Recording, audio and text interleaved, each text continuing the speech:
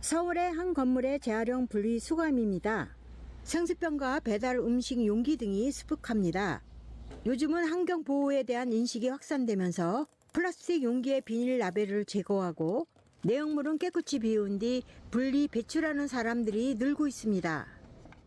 매일 있는 거 가지고 나와가지고 버리고 그리고 출근하거든요. 많이 귀찮은데 그래도 해야죠. 우리 자식들이나 손주들한테 좋은 식으로 물려줘야겠죠. 각 가정이나 업소에서 쏟아져 나온 플라스틱이 가득 쌓여 있습니다.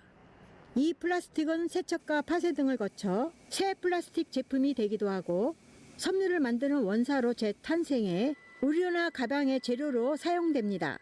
압축과 냉각 등 과정을 거친 투명 플라스틱을 잘게 부순 뒤 커다란 톱니바퀴 기계에 넣자 섬유 소재가 될 가느다란 실로 만들어집니다. 기계가 돌아가고 플라스틱에 공기를 주입해 원하는 자동차 부품을 생산합니다. 크기와 좌우 대칭을 맞춰가며 휠과 페달을 만듭니다. 휠 직경이 몇이에요? 지금 찾아봐 주실래요? 혹시 대칭인지 비대칭인지랑 옵셋 정도 지금 한번 찾아봐 주실 수 있나요? 미래 자동차 산업의 방향을 볼 수 있는 모빌리티 쇼에서도 플라스틱 부품을 사용한 차들이 잇따라 선보이고 있습니다. 좌석 시트에서 휠 차체까지 플라스틱을 재활용한 부품들이 다양한데요. 단단한 강철로 만들 것만 같은 자동차 부품에 플라스틱 소재가 적잖이 적용되고 있다는 사실이 관람자들의 관심을 끌었습니다. 이런 걸 개발하신 것도 참 대단하다라는 생각이 듭니다. 가격이 어느 정도 될지 모르겠는데 그래도 많이 사용할 것 같아요. 구매하고 또 농촌이나 이런 데서도 많이 사용할 수 있을 것 같고 아니면은 뭐 지역 구청이나 이런 데서 일하시는 분들 사용할 수 있는 좋을 것 같아요. 플라스틱 소재는 재활용으로 환경 오염을 막고 무게를 줄여줘 연비 효율성을 높이는 데 기하고 있는데요. 유럽 연합 회원국들이 신차 제작 시 재활용 플라스틱 의무 사용 비율을 단계적으로 확대해 10년 내 25% 끌어올리기로 하는 등 각국의 차량 제조 회사들이 친환경 플라스틱 부품 개발에 속도를 내면서 이에 따른 연구와 실용화도 활발하게 진행되고 있습니다.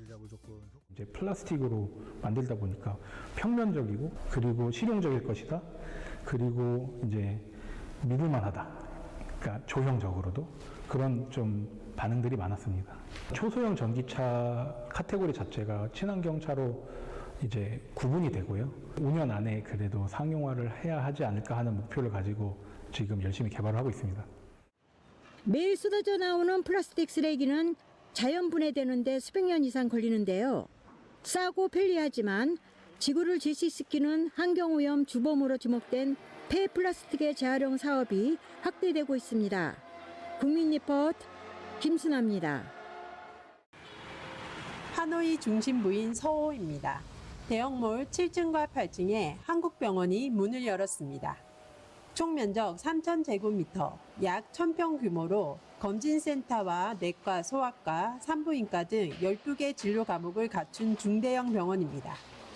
AI 기반 MRI, 128채널 CT, 초음파, 내시경 시스템 등 최신 진단 장비도 고루 갖추고 있습니다. 현지 파트너 없이 단독 법인으로 베트남의 한국 병원이 설립된 것은 이번이 처음입니다. 이 베트남 국민들은 베트남 의료진보다도 오히려 한국 의사들에 대한 선호가 되게 높을 정도로 신뢰감이 큽니다. 한국에 저희는 120명의 전문의를 보유하고 있는데 여기 오시면 원격 진료를 통해서 한국의 다양한 과의 종합병원에 근무하는 전문의를 만나서 체계적인 진료 상담을 받을 수 있는 그런 시스템을 만들었습니다. 최신 장비는 물론 진료 시스템도 차별화했습니다. 한국 본원과 실시간으로 연결된 원격 협진 체계를 통해 진료 서비스를 제공하면서 신뢰를 얻고 있습니다. 이 병원을 찾는 환자들의 국적도 현지인에서 관광객, 우리 교민까지 다양합니다.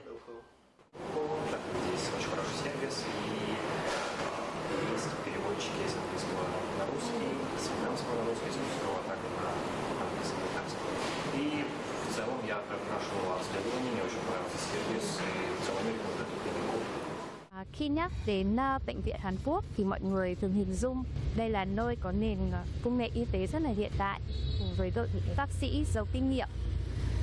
Sẽ thật thành thật mà nói thì tôi rất mong tôi sẽ được hưởng những dịch vụ như vậy tại Việt Nam mà không cần phải đi ra nước ngoài.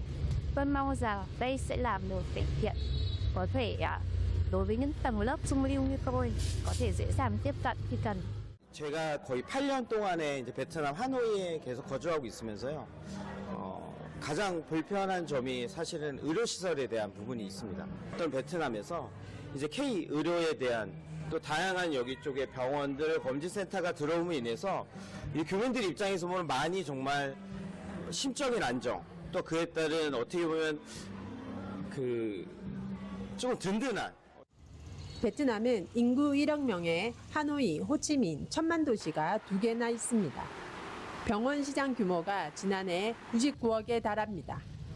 경제 성장과 인구의 고령화로 건강관리에 대한 관심이 높아지면서 의료 시장은 향후 5년간 연평균 10% 이상 성장할 것으로 예상됩니다.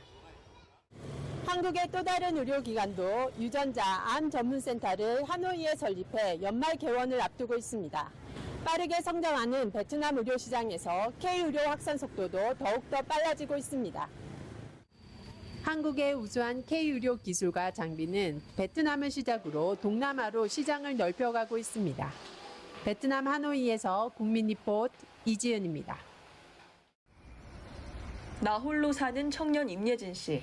이따금 집안 곳곳에 손볼 곳이 생기지만 어떻게 해야 할지 고민할 때가 많습니다. 이것도 있는데 문이 이게 아예 안 닫혀서 안 고치고 그냥 이 상태로 계속 계시는 거예요? 에어컨이나 소독꼭지 이런 사소한 게 많이 고장나요. 근데 학교나 이런 데서 배운 적이 없잖아요. 이런 가운데 전국에서 발생한 주거 침입 발생 건수가 지난 2023년 한 해 동안 모두 2만 건 정도로 4년 전인 2019년과 비교해 18% 가까이 부쩍 는 상황. 1인 가구가 계속 늘면서 발생 빈도가 더 잦아질 것으로 우려됩니다. 이 때문에 특히 나 홀로 사는 여성은 다른 남성에게 선뜻 집수리를 맡기기가 망설여지기도 하는데요. 경기도 여성비전센터가 여성이 주거 환경을 직접 돌볼 수 있도록 앞장서고 있습니다. 보통 집수리라 하면 남성들만이 하는 일이라는 고정관념이 있는데요. 이곳에서는 집수리 활동가로 뛰게 될 여성을 대상으로 다양한 교육을 진행하고 있습니다. 나 태어나서 전동 드리면 한 번도 안 써봤다. 써보긴 했는데 하도 옛날에. 여성 집수리 활동가를 양성하는 교육 첫 시간.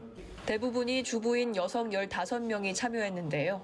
전자기기 전문 자격증을 갖춘 강사가 집수리에 필요한 이론과 함께 공구 사용법을 지도합니다. 굉장히 강한 티타늄이나 코발트를 처리해서 모든 걸 다 뚫을 수 있는 날들도 많아요. 전동들의 사용법을 익히고 또 그걸 통해서 집수리에 대한 두려움도 좀 이겨보는 시간을 가지도록 할 겁니다.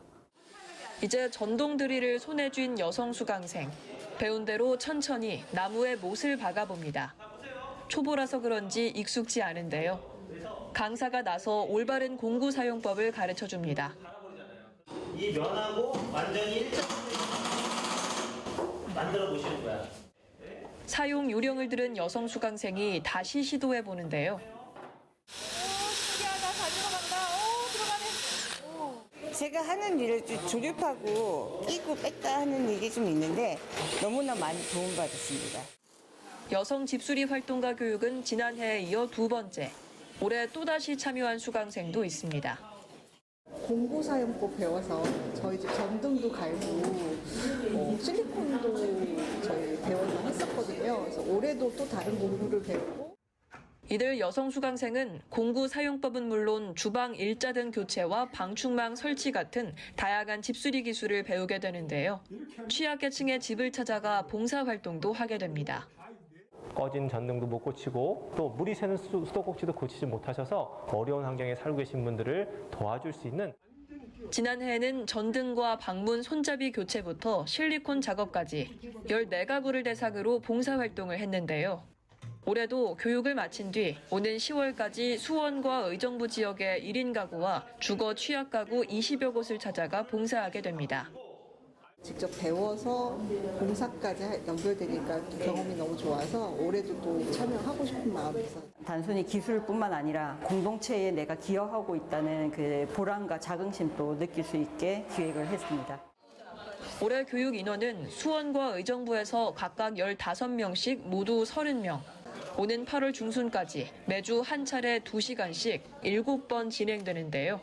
올해 수강생 접수는 이미 마감돼 추가 희망 여성은 내년 교육 때까지 기다려야 합니다. 시대 변화로 집 고치는 기술을 배우려는 여성이 갈수록 늘고 있는데요. 이제 집수리 여성 활동가들이 자신의 집을 스스로 고치는 것은 물론 우리 이웃을 위해 땀 흘려 봉사하는 모습도 쉽게 보게 되길 기대해 봅니다. 국민 리포트 이지입니다.